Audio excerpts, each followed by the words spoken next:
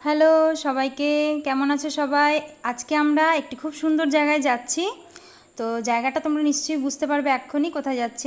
আমরা যাচ্ছি শ্রীকৃষ্ণ অবতার রামদেব বাবার মন্দির দেখতে, কেননা আজকে জন্মাষ্টমী, তাই।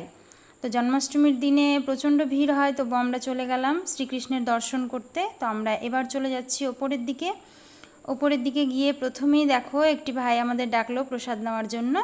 তো সেখান থেকে আমরা প্রসাদ নিয়ে তারপরে ভেতরে চলে গেলাম। ভেতরে গিয়ে দেখছি প্রচণ্ড ভিড়, তবু আমরা সেখানে গিয়ে ঠাকুর দর্শন করলাম।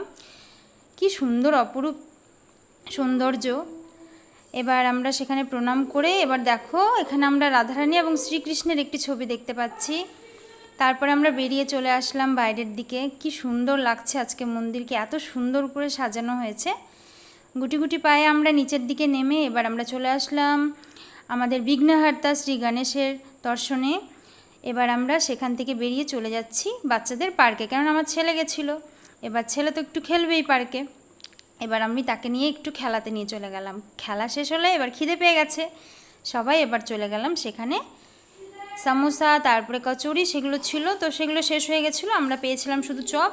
চপ খাওয়ার পরেই দেখছি আমি বোন চলে এসছে। এবার বোন চলে এসছে, আমার ছোটো বাবু চলে এসছে। এবার মামা তাকে একটু আদর করে দিচ্ছে।